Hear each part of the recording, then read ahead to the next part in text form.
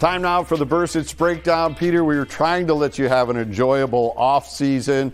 Get ready for the Super Bowl. I'm sure you had some hors d'oeuvres all set that you've been working on, but we had to call. We had to make this connection because of the news coming out of Vikings headquarters in Eagan. Were you as surprised as the majority of the people that watch this organization that Kwesi Adofo-Mensah was let go as general manager of the Minnesota Vikings? Yeah, absolutely. And let me first say this, working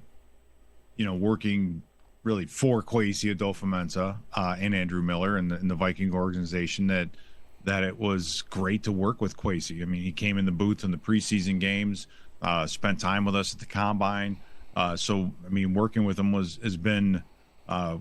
great. He was a great guy to work with. And but the timing is, it's a surprise, no question about it. And a couple weeks after the end of the season, a lot of time elapsed. I think get some more insight as to how they want to structure and handle it going forward, and when they want to really start the next search for a GM. So, but yeah, it was definitely surprising to just kind of, it's one of those things. You look at your phone, and most days nothing interesting happens, and all of a sudden you're like, whoa, wait a minute. You got to verify it and then see about everything that went down. So he was at the Senior Bowl. So yeah, I mean, it is a little surprising on the timing, but a decision was made. We don't know why ultimately. So it's done. Yeah, and you look at all the things that had been transpiring, the way the quarterback situation played out with J.J. McCarthy, the way the drafting had struggled. So there is a case to say this may not be working, or at least these picks haven't worked as many had hoped. But you thought that since they gave him an extension, that they were good with where this team was sitting right now. Yeah, there's been a lot of success. And I don't know his record off the top of my head, but under his command, the Vikings have had a winning record. We've had a couple really good seasons. Free agencies, for the most part, been very, very good. There are a lot of things I think you can point to for progress, or other areas where you say, you know what, no, we're not doing as well in this area or that area, and that's what all gets weighed in the end is to making a decision. Kwesi was not your traditional GM type of a guy, right? He's an analytics type of a guy. He's just a different type of a guy, and the Vikings wanted to give that a shot and see how that would work out. And unfortunately for Kwesi, in the long run, it didn't. So, yeah, I mean, I don't want to call it an experiment per se, but it was definitely a non-traditional type of a move to go that route, to bring in someone analytic based to run the entire organization in that regard. Because usually it's the GMs are personnel guys, right? That's kind of the classic form of a general manager, and Kwesi broke that mold. All right, we're seeing stories now coming out from the beat writers and all the analysts saying that, well, there was all this turmoil behind the scenes. You've been around the Vikings for a long time. You've been a part of regime changes. It seems like there's a lot of people saying, well, it's all this guy's fault, and we're piling on. There were collective decisions made here about what transpired, whether we're keeping Darnold, whether we're not keeping Darnold, whether we're drafting J.J. McCarthy, or we could have went with Bo Nix. And everybody now is saying that, well, it appears that this was all Kwesi's decisions, and so that's why we're in this boat right now. Yeah, I mean, a couple of things on that. Having been a coach and been through, been around, there's turmoil. Always. If there isn't any, then that might be that's probably the problem. So turmoil is part of the entire process, is part of football. It's part of the whole thing. There's going to be turmoil. You have a lot of different people who have differing opinions on things that are extremely important. Your job is at stake, right? If you fail in your job, and this is the weird thing about coaching as opposed to playing. When you're a player, if you're taking care of your job, if you're an offensive guard and you're playing your position very well, if the team isn't successful, at least you're going to be able to maintain your job, right? Maintain your position. When you're coaching, you could have let's say the number one offense in the league, but if the defense is not getting the job done, that could cost everybody their job because you're not winning enough football games. So as a coach, you are definitely dependent upon everybody else in the staff to maintain your job. So you have to have opinions. You have to care about how things are going because things affect you. Even though you need to stay in your lane, it's tough to do when you're accountable really for everything. So the turmoil part of it is, in my opinion, it's expected. I mean, it's kind of like that's what you kind of want certain types of turmoil, right? Let's put it that way. Differing ideas, a lot of opinions, a lot of people feeling strongly about their opinions, so that that part of it makes sense. But ultimately, somebody has to make the decision. We will never know who's ultimately making these decisions or every decision. I mean, you can throw all those things out and say, well, who said no? Who said no to Rodgers? Who said this? Who drafted this guy? Who drafted that guy? Why did we trade here? And why? You'll never. I don't think you're ever going to get the real answer. I mean, you could probably ask 10 different people and get 10 different answers. And that's just kind of, that's just life. I mean, That's just kind of how it is, right? And ultimately you're judged by wins and losses. And so, regardless of the situation, the people that matter know, and they know who made what decisions. They know who was pulling for whom. And that's why I always check myself when you have a strong opinion on something like this that happens. It's like, well, we do not have all the information. I do not have all the information. Nobody does outside of maybe 4 or 5 people on this planet. So I just don't like to speculate like that. You know what I mean? It's just dangerous. I understand completely. That's why dangerous. It is. Like you said, you were going to say, it's dangerous. It is dangerous because everybody's looking for a reason, and people are offering up things anonymously. Well, this is where we went off the rails, and this is why we're in this situation. And like you said, 4 or 5 people on the whole planet really know what went down in that facility. The owners may not actually know how it all played out. Yeah, no, it's true, and that's kind of the crazy part of the whole thing, right? I mean, you get bits and pieces, and you can step back and make maybe some broad brush type opinions on things, but overall, we don't know. We're not going to know. We're not ever going to know. All right, let's get to something we do know here. Brian Flores is back, a monster deal. Reportedly, he's now one of the highest paid, if not the highest paid coordinator in the NFL. Some are saying it's $6 million that they're paying for him. How critical is it for this team moving forward, especially during this transition where there's no general manager? You have a guy that knows the offense in O'Connell, and you have a guy that knows the defense in Flores on the staff. Well, when you have a season that falls short of your goal, which is making the playoffs and making a run in the playoffs, there needs to be a lot of changes.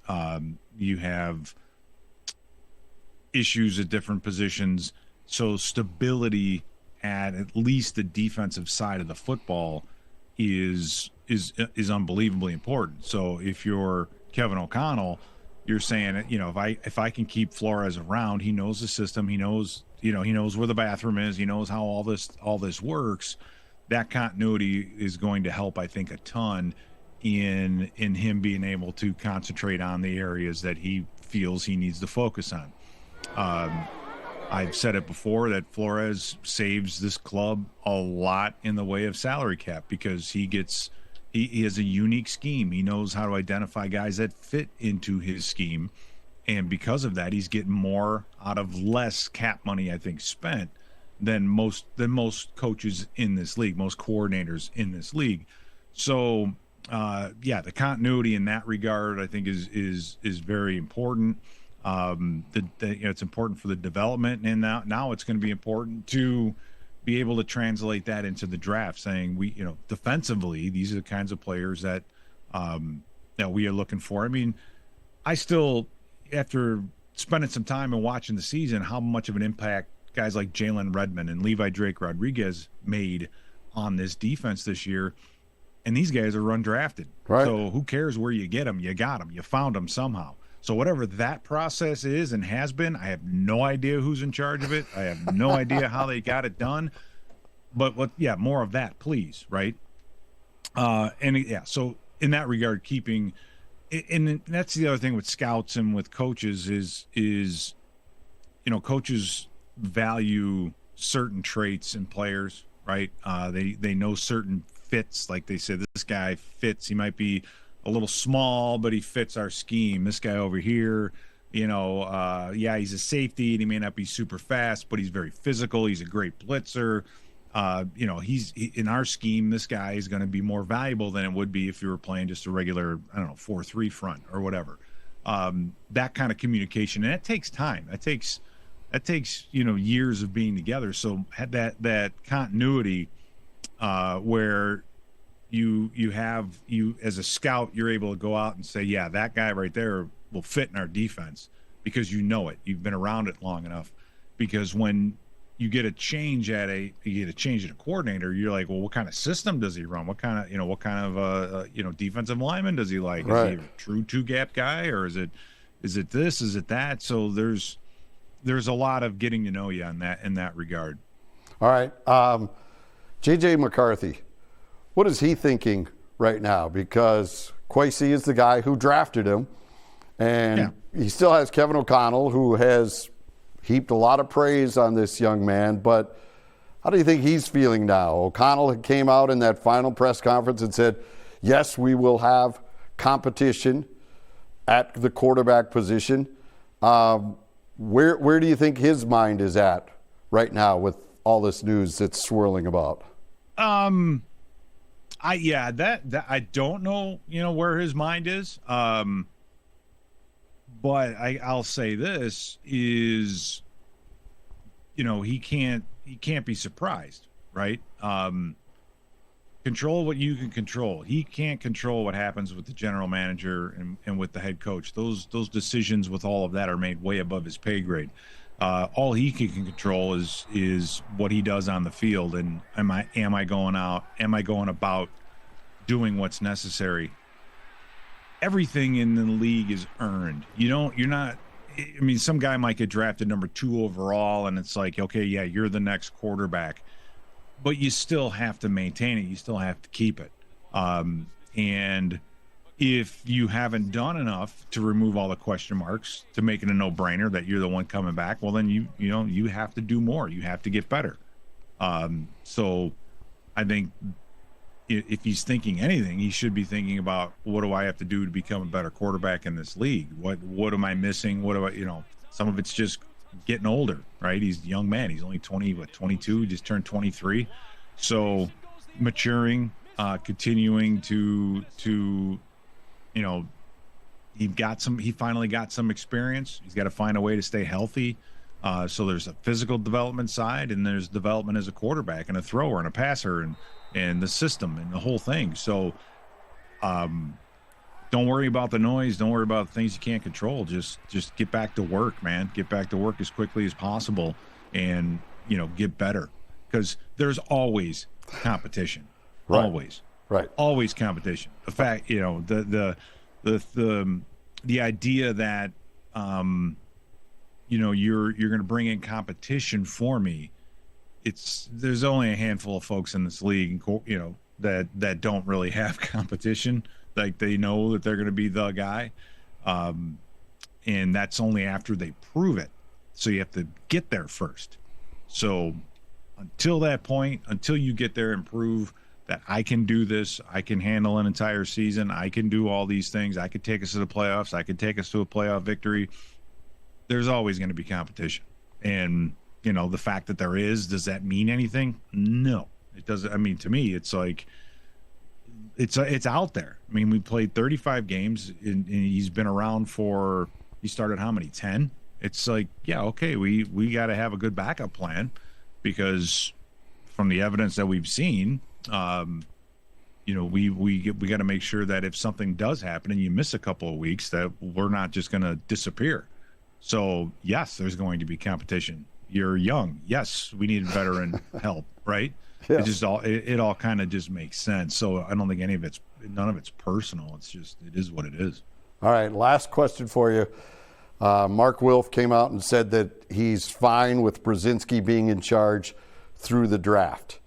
Is there any concern on your side for an NFL team to go through this critical juncture without a general manager that knows what exactly the direction of the franchise is versus Rob? He's been around. We know that. Yeah. And he understands a lot about the building.